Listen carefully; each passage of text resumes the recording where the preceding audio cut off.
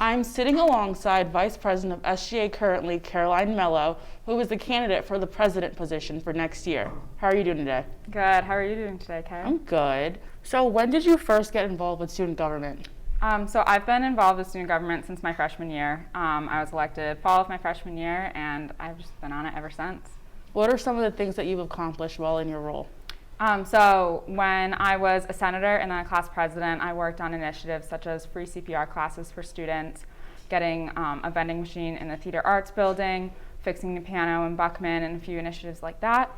And then as vice president, I'm responsible for overseeing all of the initiatives that go through SGA. So that's 50, 60 plus initiatives at a time. And so I'm helping, all my members write proposals and get some of these big projects done for the school. I've also sat on the COVID task force and met with the head of the COVID task force pretty much weekly, kind of getting updates and giving suggestions about all the COVID policies that we're going through, as well as sitting on some housing committees and res life committees as well.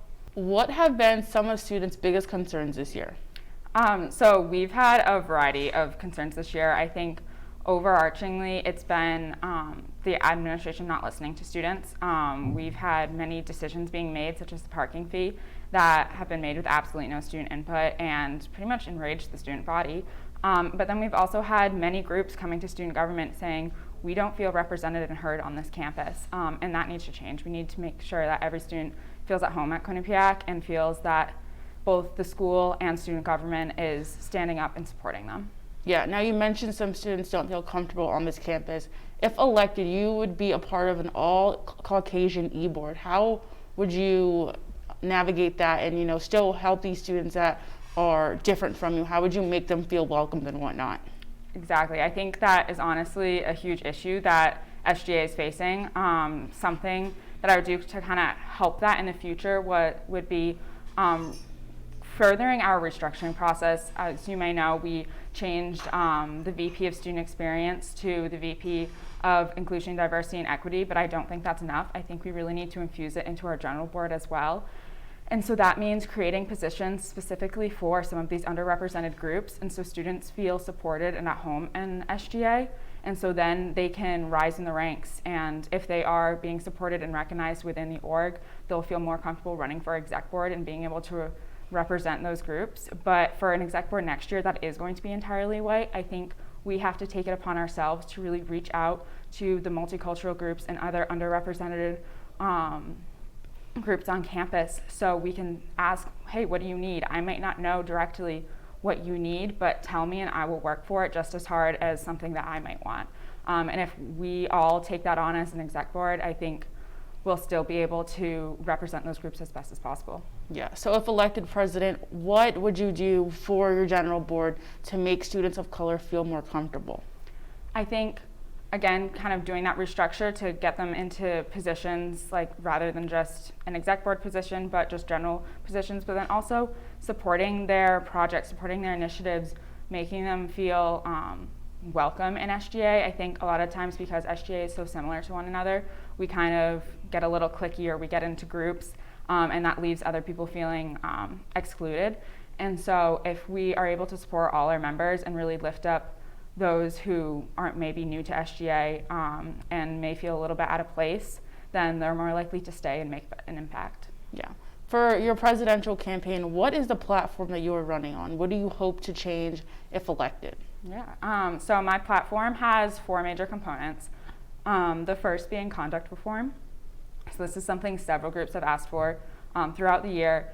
And the first aspect of this I would want to implement a student panel that reviews all of the conduct charges and their subsequent sanctions every year, so students can have more transparency about the conduct process. There's a lot we don't know and a lot about the sanctions that we don't really know, and so from the student perspective, it seems like some charges have really harsh sanctions while others go relatively uncharged, and so what this panel would allow students to have more of an input, and so we can say, this issue that occurred, that's very important. It should have a harsher sanction rather than X, Y, and Z. Another part of conduct reform is I want to implement an amnesty policy. This is something IFC came to SGA about, and it would basically allow students to call an ambulance or call in an emergency situation if they had a friend who had been passed out or had drank too much or something like that, and they wouldn't have to fear for getting in trouble. And so it basically would just take away the punishment from calling to get your friends help and the health care they need.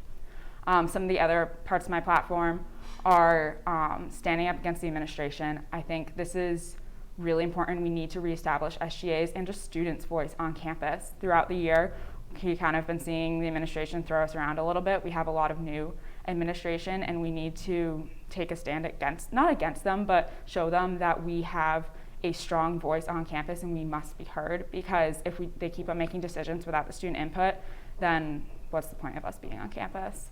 And then as for COVID, because I don't want to ignore the fact that we are in a pandemic, my number one goal is getting us back to normal, and that's only going to happen if as many students as possible is vaccinated. And so I really want to push for an on-campus vaccine rollout location. This seems really far-fetched, but it's plausible if we put the effort into it. And so with student support, I think we could really push it through, and that would allow students to have easy and free access to a vaccine, allowing the vast majority of the students who are able to and want to get vaccinated to be so we can have a normal year. Yeah. Now, how can people, hear more about your platform and yourself? How are you campaigning this season? Thank you.